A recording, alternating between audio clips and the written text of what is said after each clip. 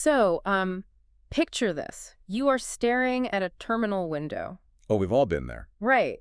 It is like 2 o'clock in the morning on a Sunday. The worst possible time. Exactly. Yeah. And your heart is just pounding in your chest. Your eyes are practically burning from the glare of the monitor Yeah. because, you've been wrestling with this massive, totally catastrophic deployment failure for the last 6 hours. Just brutal. And the Slack notifications have finally gone quiet. Because everyone else gave up. Right. The rest of the team has either passed out or they just tapped out completely. So it is just you, a lukewarm cup of coffee, and a completely broken system. Just the absolute trenches of IT. Seriously. And then finally, you spot the syntax error. Oh, that feeling. Right. You rewrite the query, you hit execute on that one last script, you hold your breath. You're just praying at that point. The logs scroll by in a blur and suddenly green. Thank goodness. Everything goes green, the system is stable. And the rush that hits you in that exact second, that intense electric wave of euphoria and relief and pure adrenaline. It's massive. It feels incredible, doesn't it? Like it feels like you just conquered the world. You are the absolute hero. It really is a profoundly powerful sensation. Yeah. And it's one that a lot of professionals, especially in these high-stakes technical fields, they just know it intimately. Oh, for sure. Because that rush is visceral. Yeah. It's deeply biological. It is the sensation of absolute mastery over a really complex problem. Which is what you want at work, right? Exactly. But here is the terrifying part that we rarely talk about. Okay. While it feels like the ultimate professional victory in that exact moment, Yeah. that specific neurochemical rush might actually be the very thing that is quietly destroying your career. Wow. And your health, just from the inside out. And that is exactly what we are getting into today. In this deep dive into the source material, we are deconstructing the incredibly fine line between high performance and, well, what we are calling the productivity paradox in high-stakes environments. It's a huge issue. It really is. So we are pulling together this fascinating stack of research to guide us through this today. Some really great sources here. Yeah, we are looking at the neurobiology of the dopamine trap, a heavily debated analysis of industry tensions regarding how we actually work, and an extended, incredibly detailed narrative case study of a weekend system upgrade. Which is going to hit very close to home for a lot of people. I think it's going to sound deeply, uncomfortably familiar to a lot of you listening right now. Prepare yourselves. Seriously. Yeah. The mission today is to explore how the gamification of productivity, where absolutely every single closed ticket, every resolved bug, every successful deployment triggers a neurochemical reward. Right. How that can degenerate into a highly dangerous cycle of self-sacrifice and, quite frankly, action addiction. Because it really is an addiction. It's a cycle that disguises itself as dedication. That's a great way to put it. We are talking about environments that inadvertently train their best people to become addicted to crisis. Which sounds completely backward. It does. But to really grasp the magnitude of this organizational crisis, we have to look past the performance reviews. And the uptime metrics? Exactly. We have to look at the microscopic level. We need to look at the chemistry of the human brain when it is faced with a broken system. Okay, let's unpack this, because I think the easiest way to visualize what is happening to you in these environments is to think about your diet. Oh, that's a good comparison. Right. Imagine if you decided, starting today, to survive on a diet of pure, refined sugar. Sounds fun for about an hour. Right. Just nothing but candy all day, every day. If you eat a handful of it, you are going to get an immediate, massive high. A huge spike. You'll have this burst of energy, your brain will light up, and you'll feel like you can run a marathon. But underneath that, structurally, beneath the surface, you are completely starving your system of the actual complex nutrients, the proteins and fats it needs to survive over the long term. it's totally unsustainable. Right. If you keep doing it, your body will eventually just crash, and the metabolic damage will be profound. Yeah, you'd end up in the hospital. Exactly. And chasing task completion in the workplace operates on the exact same principle. It really does. It gives you that immediate sugary high, but it structurally snarves your organizational and personal systems over the long term. That analogy just hits the nail on the head because it completely centers on immediate versus delayed gratification. Which is the whole problem. Right, which is the core of how our brains navigate work. And it brings us right into the cognitive mechanics of how we prioritize our day. Okay, lay it on us. There is this deeply ingrained cognitive shortcut we all suffer from. It's called the completion bias. Right, the completion bias. So basically, your brain disproportionately rewards you for completing small, immediate tasks. And that's completely at the expense of pursuing long-term, complex, strategic objectives. Exactly. It favors the quick win. It's the reason why, when I look at my to-do list, I will actively ignore a massive project in favor of, like, replying to 3 emails that don't actually matter. We all do it. The research provides a perfect, highly relatable example of this in a technical environment. Oh, let's hear it. Picture spending 3 solid hours hyper-focusing on optimizing a daily PowerShell script. Oh, man, I've seen people do this. You're tweaking the regular expressions, you're making the error logging more elegant. You're formatting the output so it aligns perfectly in the console. Right, making it run just a fraction of a second faster. Which nobody will ever notice. Exactly. And you are doing all of this while completely ignoring the fact that you have a critical, massive, quarterly capacity plan due by the end of the week. I have absolutely been that person. I'm embarrassed to admit it, but I have. It happens to the best of us. But let's get into the why of that. Why is my brain tricking me into thinking that little PowerShell script is more important than the massive capacity plan that my boss is actually going to evaluate me on? Well, it comes down to how evolution designed our neural pathways to manage energy. Okay. The brain is essentially an energy conservation machine. But, and this is key, it's also a reward-seeking machine. So it's lazy but greedy. Exactly. It constantly seeks the path of least resistance to its next neurochemical payoff. I see. When you look at a massive, complex, quarterly capacity plan, your brain doesn't see a fun challenge. What does it see? It sees friction.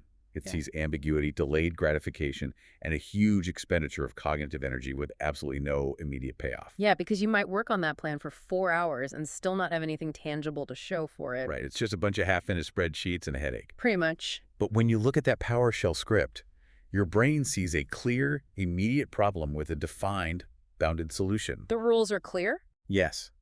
The feedback loop is instantaneous. You change a line of code, you hit run, and you instantly know if it worked or failed. And ticking that box provides an immediate, tangible hit of dopamine. Exactly. Whereas strategic planning, on the other hand, provides this delayed, diffuse kind of satisfaction. Which our primitive brains just don't get. Right.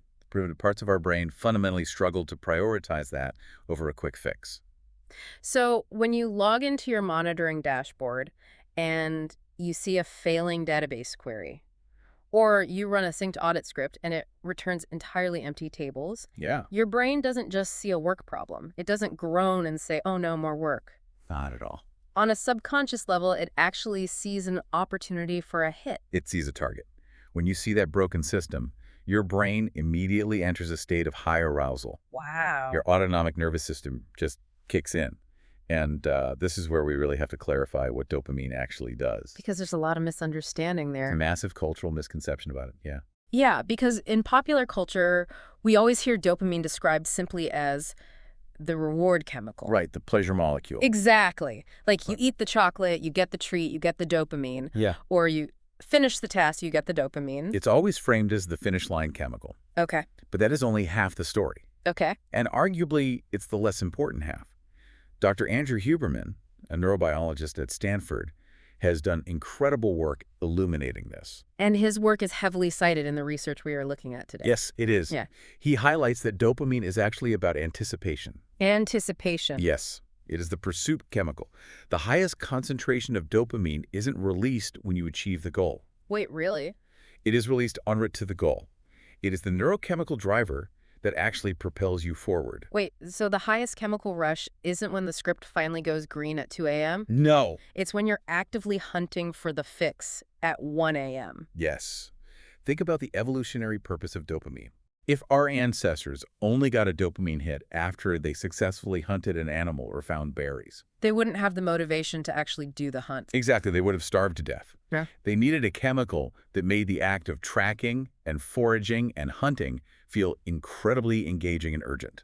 That makes so much sense. Dopamine is the chemical that gives you the intense, narrow focus required to stay on the trail. So in a modern context, it's what allows you to say, okay, the user entitlements API isn't returning the right data. let me pivot. Right. Let me rip this out. Let me switch to the Graph API. Let me write a new fetch request. That intense, almost obsessive state of focus where you forget to eat lunch and you don't even hear someone talking to you. We've all been in that zone. That is dopamine saturating your system, driving you forward to solve the puzzle.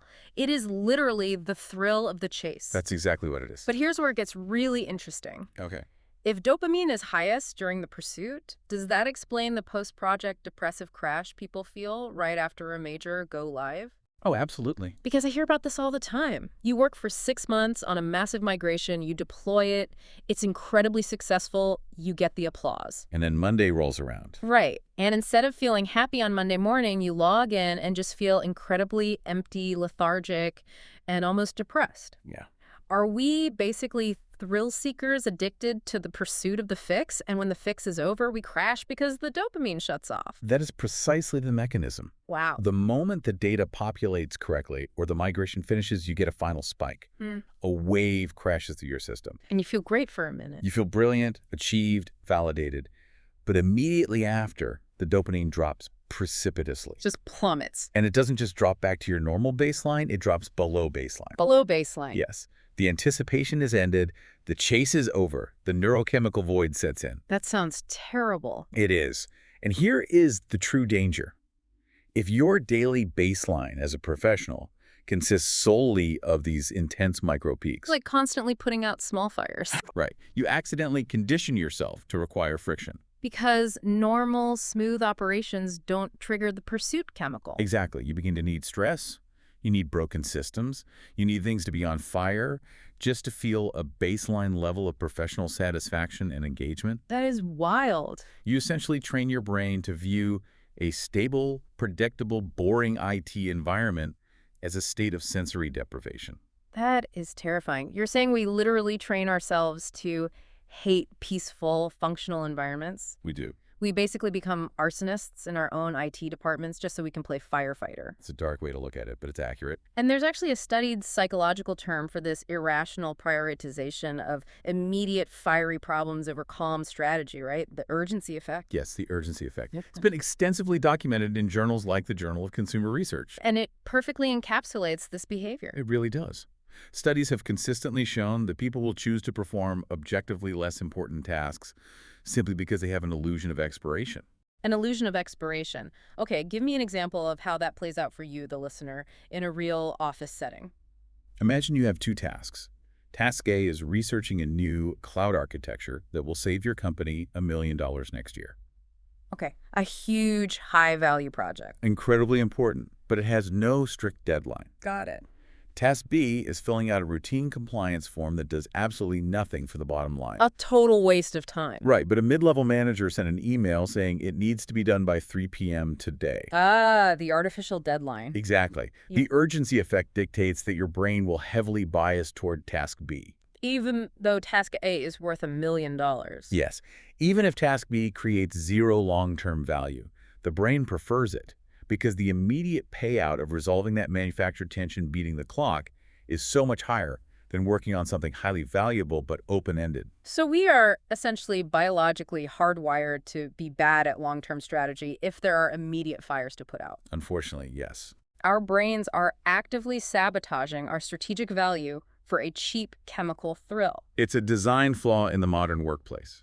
And when this thrill-seeking scales up from individual brain chemistry to the macro level of team dynamics and corporate culture, That's when things get really bad. yeah, it creates a highly toxic workplace phenomenon. It scales terribly. When an entire organization operates on this dopamine loop, individual neurochemical crashes become structural organizational failures. Right. The individual's need for a crisis perfectly aligns with the dysfunctional company's tendency to produce crises. It's a match made in hell. It truly is. And that leads us directly into what we call the hero syndrome. The hero syndrome, Mhm. or as it's sometimes called in the operations world, operational martyrdom. Yes. This is such a pervasive dynamic. This is when individuals, usually your senior engineers, your team leads, your absolute rock stars, The ones everyone relies on. right, they derive their entire professional identity and their primary dopamine reward from being the absolute savior during critical incidents. And we have to examine this carefully because it raises an important question about how we define value in a technical environment. True. The hero syndrome isn't just about someone having a big ego or liking their job too much. It's deeper than that. It's a systemic, symbiotic dynamic. The organization, usually due to underfunding or poor planning, actually relies on an individual's self-sacrifice to function. So they need the hero just to keep the lights on. Exactly. In turn, the individual becomes addicted to the dopamine of being completely indispensable. Wow. The organization gets cheap labor, the engineer gets to feel like a god. I want to walk you, the listener, through an extended narrative case study that perfectly illustrates this. I think this will resonate with a lot of people. I guarantee you have either witnessed this exact scenario play out or you've been the main character in this story. Let's hear it. Okay, let's look at a situation involving a massive internal inventory and sales management system. We'll call it the SIMS platform. Standard legacy enterprise software. Exactly. Set the scene. A systems engineering team lead schedules a massive, comprehensive, incredibly high-risk upgrade window for the SIMS application over a weekend. Naturally. From Saturday morning all the way to Sunday night. Just scheduling a weekend deployment of that magnitude immediately sets the stage for a high arousal event. Oh yeah, the stress is already building. The stakes are incredibly high. The business relies on this system to open on Monday morning. Everyone involved knows that failure means massive financial loss. Exactly. The pressure cooker is sealed tight, and the coordination leading up to it is intense. Lots of meetings, I bet. So many meetings. The team lead is aligning with the database administrator to ensure all backups are perfectly verified. They're running test restores, sweating the details. Double-checking everything. They are working with the business analyst to confirm all user communications are queued up, drafting the system down and system up emails. Getting the PR ready. And they are managing 2 junior engineers who are responsible for handling the front-end health checks and monitoring the load balancers once the traffic switches over. It sounds like a military operation. It really is. So Friday evening hits, the maintenance window opens, and the adrenaline kicks in. Here we go. For the next 48 hours, this team lead essentially lives on black coffee, stale delivery pizza, multiple terminal windows spread across 3 monitors, The classic setup. and constant high-pressure status updates to the enterprise applications manager who just keeps texting for updates. And as with any major enterprise upgrade that touches legacy systems, I'm assuming it does not go smoothly. Of course not. That would be too easy. And frankly, too boring for our dopamine-starved brains. True. There are inevitable script failures. The new application code doesn't talk to the old database schema. Standard integration nightmare. There are frantic mid-deployment API pivots where they have to rewrite integration logic literally on the fly. Just hacking it together. Yeah. And then there's a terrifying moment at 3 a.m. on Sunday where they initiate a last-minute database rollback. Oh, that is a gut-wrenching feeling. They have to restore from a snapshot, sweat pouring down their faces, watching the progress bar crawl, just praying the data isn't corrupted. Absolute panic. It is absolute trench warfare.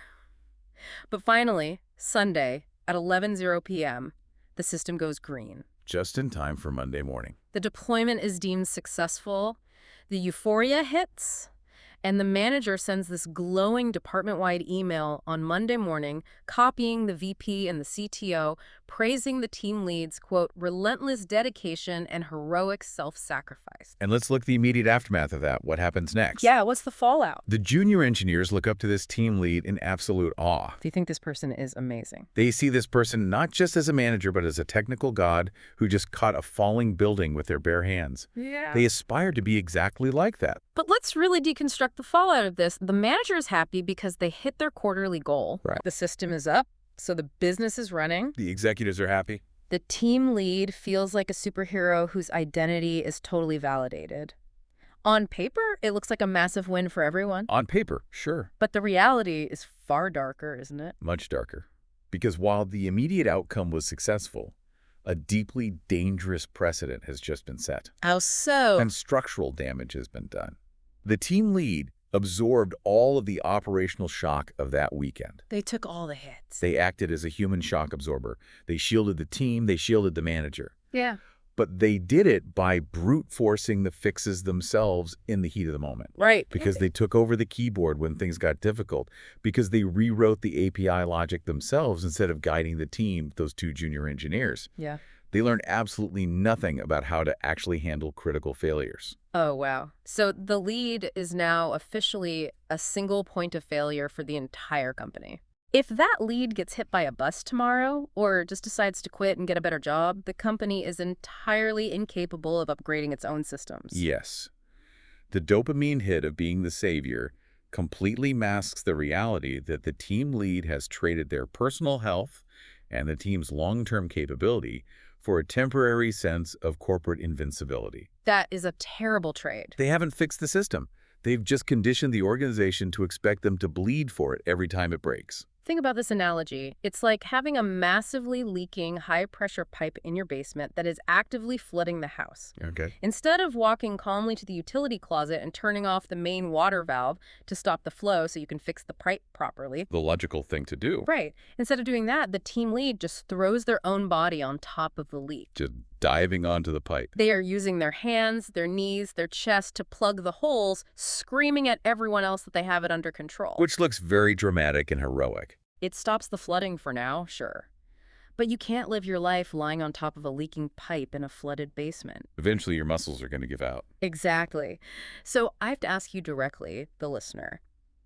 Have you ever stayed up until 3:00 a.m. monitoring a live deployment, received immense praise for your commitment, but secretly realized you're just masking a fragile, fundamentally broken system with your own exhaustion? It's a very painful question to ask yourself. It hurts because it's true. And if we connect this to the bigger picture, in technical environments, there is this unwritten toxic rule that endurance equals dedication. Yes, 100%. Management loves a hero. They love someone who will work excessive hours to compensate for poor resource allocation, a lack of automation, or totally unrealistic project timelines that they themselves promise to the board. But while management might love this self-sacrifice, and while your ego might love the praise, the human body keeps a terrifying, detailed receipt of this behavior. The body always keeps score. You don't just bounce back from a 48-hour adrenaline bender. Which brings us to a really heavy concept from the research: burnout debt. Burnout debt is the neurochemical and physiological deficit you build up over time. It's a literal debt. It is the cumulative cost of sustaining these high adrenaline, dopamine-driven work cycles without adequate structural restorative rest. Because dopamine and adrenaline are not infinite resources, right? You can't just keep squeezing the sponge forever and expect water to come out. No, you cannot. Our neurobiology has strict physical limits. Okay. When professionals continually spike their dopamine and flood their system with stress hormones like cortisol through high-stress problem solving, Like the weekend upgrade. right? They build a literal biological debt in their brain. The brain seeks homeostasis. It wants balance. It wants to level things out. So if you are constantly flooding it with dopamine from these intense crises, the brain protects itself by downregulating your dopamine receptors. Wait, explain what downregulation means in this context. I want to make sure I get this. It means the brain physically reduces the number of active receptors available to catch the dopamine, or it makes them less sensitive. It desensitizes you. Exactly. This is the exact same mechanism that drives substance tolerance. Oh, wow. Because your baseline has been artificially raised so high by the constant stress and heroism, a normal task no longer registers. So regular work feels boring. Worse than boring. This means you require increasingly extreme levels of stress, panic, and operational chaos just to feel the exact same level of achievement or focus you used to get from a normal, everyday task. That's horrifying. You become numb to normal work. This is the biological pathway to clinical burnout. And the data goes deep into the neurological damage here. I really want to emphasize this for everyone listening. It's crucial. This isn't just about feeling a bit tired on a Monday morning. This isn't having a case of the Mondays. Far from it. What's fascinating here and deeply alarming is that chronic burnout physically alters the architecture of your brain. Physically alters it. It is not an emotional state. It is a structural neurobiological injury. Wow. Break that down for us. Let's talk about the HPA axis, the hypothalamus, pituitary, and adrenal glands. Okay. When you are in a constant state of operational heroism, this axis is in overdrive, pumping cortisol into your system. Just flooding you with stress hormones. Chronic exposure to high levels of cortisol leads to the literal enlargement of the amygdala. The amygdala is the fear center of the brain, right? Yes. It is responsible for processing threats and triggering the fight or flight response. Right. When it is constantly bathed in stress hormones, it undergoes neurogenesis. Which means It physically grows new connections and gets larger. it grows. Yes. It's like working out a muscle, but you are working out your fear and anxiety muscle. Oh my God. You become hypersensitive to threats. A normal email from your boss suddenly feels like a life or death confrontation. Because your fear center is literally swollen. Yes. And at the exact same time, this chronic stress causes the thinning of the prefrontal cortex. And the prefrontal cortex is the good stuff. That's the logic center. Exactly. The prefrontal cortex is the area responsible for high-level logic, executive function, emotional regulation, and long-term strategic planning. Everything you need to be good at your job. Right. Because the brain is diverting all its energy to the enlarged fear center to survive what it perceives as a constant physical threat. It starts stealing resources. It prunes the synapses in the prefrontal cortex. The logic center physically shrinks. So what does this all mean? It's bad news. If our feel center is literally swelling up like a bruised muscle, and the logical planning part of our brain is physically thinning out and losing connections, Yeah. aren't we essentially treating our daily IT jobs like a literal combat zone? Biologically speaking, yes. We are burning out our biological hardware to keep corporate software running. We are turning ourselves into reactive, frightened animals. We are. We are biologically degrading our own capacity for genius. That is just so bleak. And we are compounding that structural damage with how we navigate the micro moments of our daily tasks. How so? Consider the concept of context switching. Oh, switching between tasks. Yes. The research estimates that shifting between tasks, for example, jumping from deep focus coding or architecture design to quickly checking your Slack messages or emails. Just to get a minor dopamine hit of a solved problem. Right. That is devastating to cognitive load. Yeah, the stat that blew my mind in the research was the cost of that switch. It's staggering. It can cost up to 40% of an individual's productive time over the course of a day. 40%. Your brain is desperately trying to chase multiple small rewards simultaneously. And it just can't keep up. Every time you switch, your brain has to dismantle the cognitive framework of the coding task, load the context of the email, process it, dismantle it, and reload the coding context. That sounds exhausting just describing it. This heavy lifting degrades your overall processing power and accelerates the exact burnout and fatigue we just discussed. You're losing almost half your day just from the cognitive friction of switching gears to chase tiny chemical highs. Basically, yeah. You sit at your desk for 10 hours, but you only do 6 hours of actual work. Because the rest is lost to friction. And the research also touches on what happens when we finally stop doing this, or rather, what should happen when we rest. Yes, recovery is key. There's this fascinating exploration of the default mode network, or the DMN. The DMN is crucial for understanding how we recover. We often think of doing nothing as a passive, empty state. Like you stare at the window, you take a walk without your phone. And in our hyperproductive culture, you feel guilty. Yeah, you feel like you aren't being productive, you feel lazy. But neurologically, true rest requires highly active, specific neural networks. The brain doesn't just shut off like a light bulb. Exactly. The default mode network is the system in your brain that lights up when you are not focused on the outside world. Okay, what does it do? It is responsible for deep problem solving, empathy, consolidating memories, integrating complex information, and generating profound strategic insight. Wow, it does a lot. Have you ever struggled with a coding bug for hours, finally given up, taken a shower, and suddenly the solution pops into your head perfectly formed? The classic shower thought. It happens to me all the time. Right. I'll be driving or washing dishes, completely ignoring the problem, and boom, the architecture just aligns perfectly in my head. That is your default mode network at work. Oh, that's what that is. While your conscious mind was distracted by the warm water or the driving, the DMN was running in the background, connecting disparate concepts and solving the puzzle. That is incredible. And here is the massive catch. Oh boy, what's the catch? The DMN only activates when your brain is completely 100% free from task-oriented dopamine chasing. So if you finish work, collapse on the couch, and immediately start scrolling through Twitter or checking Slack on your phone while you're supposedly relaxing. Your DMN never turns on. Never.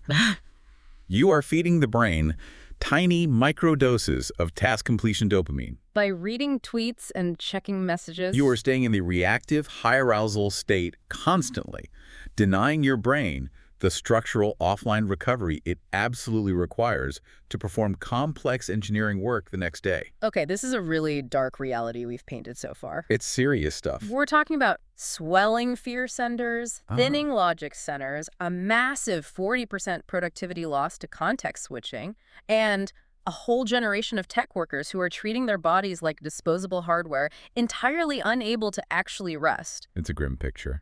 But wait, I want to throw a wrench in this. Go for it. What if we're looking at this entirely wrong? Let's play devil's advocate for a moment, because the research explicitly engages with this tension. It does. What if this intense, dopamine-driven, heroic cycle isn't a bug in the system? What if it's a feature? Exactly. What if it is actually the secret sauce of the entire tech industry? The analysis provides a vigorous debate on this, steel manning three major counterarguments. Right. It is essential we examine them thoroughly, because the opposing view holds significant weight in corporate reality. We can't just dismiss it. Let's start with argument one. Innovation requires obsession. Okay. Think about it. The entire tech industry, from the mythology of Silicon Valley startups and garages to massive enterprise infrastructure overhauls. It was built on this. It was built exactly on these dopamine-driven, obsessive sleepless cycles. The singular focus required to build complex enterprise applications, to invent new frameworks, you do not get there by working a perfectly balanced 9 to 5. No, you don't. You don't get there by drinking green tea and taking nice long walks to activate your DMN. Great breakthroughs demand burning the midnight oil. They demand obsession. Telling engineers to strictly moderate their dopamine and avoid the heroic sprint is basically telling them to stop innovating, isn't it? That is a very strong, highly prevalent contrarian view. Yeah. And there is undeniable truth to the idea that pushing boundaries requires extreme effort and intense focus. However, organizational psychologists introduce argument 2, which nuances this perfectly. Okay, what's argument 2? Burnout is often a misdiagnosis for a misalignment. Misalignment. What does that mean in this context? It means that hard work, long hours, and chasing task completion do not inherently cause burnout on their own. They don't. No. Burnout happens when the hard work goes unacknowledged, or when the work is entirely disconnected from your core values and intrinsic motivations. Ah, I see. An engineer can work an 80-hour week deploying a complex, beautiful new microservices architecture that they designed, that they deeply care about. And they love doing it. And they will end that week exhausted, yes, but feeling profoundly energized and creatively fulfilled. Right, they feel like they built a cathedral. Exactly. But that exact same engineer can work a strict 40-hour week doing mundane, bureaucratic software license reviews, The worst. arguing with procurement and documenting legacy code they hate, and they will experience profound clinical burnout. Just from 40 hours. Yes. The psychological perspective argues that the problem isn't the dopamine chase itself. The problem is when organizations force brilliant minds to chase dopamine on meaningless, soul-crushing tasks. Wow. The exhaustion isn't from the effort. It's from the friction of doing work that doesn't matter. That makes total sense. It's the difference between running a marathon because you train for it and you want to win versus being forced to run on a treadmill in a dark room staring at a blank wall. That's a perfect analogy. Both are exhausting, but only one destroys your soul. But I want to push back hard on behalf of the ambitious listener out there right now. Okay, let's hear it. The person who actually wants to climb the ladder. Let's look at argument 3. Self-sacrifice is a necessary career strategy. The pragmatic view. Let's be pragmatic here. It sounds really noble to advocate for boundaries and protecting your neurobiology. Sure. But if you want to be promoted, if you want to be a team lead, a director, a CTO, Yeah. you have to show you can absorb stress. It's expected. If you refuse to play the hero in a corporate culture that explicitly rewards heroes with bonuses and promotions, doesn't that just stall your career and make you completely expendable?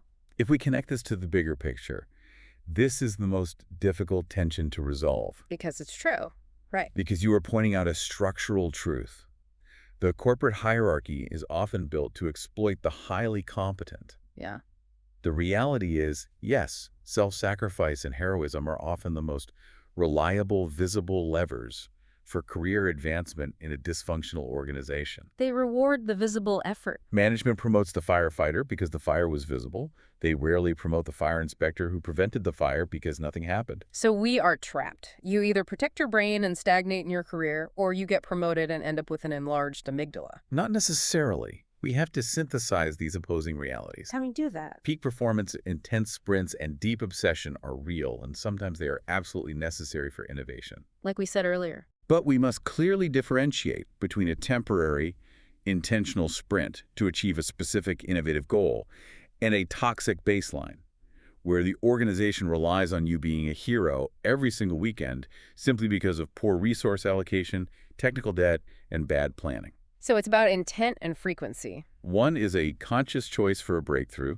The other is operational abuse. That's a great distinction. Furthermore, if you become the only person who can put out the fires, you become too operationally critical to ever be promoted to a strategic level. Oh, wow, I hear that. The too valuable to promote trap. It happens all the time. If you're the only one holding the leaking pipe together in the basement, they can't make you the manager of the plumbing company. Exactly. Who else would hold the pipe? I concede the point. If the house is genuinely on fire because of an unpredictable lightning strike, yes, you grab a bucket. That's a sprint. Yes. But if the house catches fire every Friday at 5 p.m. because the wiring is fundamentally broken and the landlord won't pay to fix it, playing the hero just enables the slumlord. That is exactly right. So if we can't completely avoid the occasional sprint, we have to structurally redesign how we manage the marathon. How do we escape this trap? Escaping the trap requires a paradigm shift. Okay. It requires moving from reactive architecture to proactive architecture. What does that look like? And I don't just mean software architecture. I mean the architecture of your time and your team. Oh, interesting. When an entire department is hooked on the dopamine loop, you see a backlog full of brilliant strategic initiatives that are perpetually delayed because everyone is too busy putting out fires Right. and secretly enjoying the warmth of those flames. So we need an executive solution here. We have to decouple identity from output. Management has to systematically reroute the rewards. I do. We need to stop throwing parades and sending department-wide emails for the engineer who worked all weekend to save the failing upgrade. Stop rewarding the firefighters. And instead, throw a parade for the engineer who spent 2 months building the boring, robust, automated pipeline that made the weekend upgrade completely unnecessary. Precisely. The dopamine reward must be rerouted at the cultural level from heroic recovery to predictable reliability. Make boring good again. But we also know that for the individual listener, you can't just wait around for your executives to have an epiphany and change the culture. No, you'll be waiting forever. We have to protect yourself now. The analysis outlines 3 highly actionable implementation steps you can take to restructure your reality starting tomorrow. Let's get into these because this is where the rubber meets the road. Ready? Step 1, the dopamine audit. Yes. You cannot fix what you do not measure. You must identify exactly where you are deriving your neurological rewards. Well, how do we do that? For 1 week, track every single task you complete and force them into 2 columns.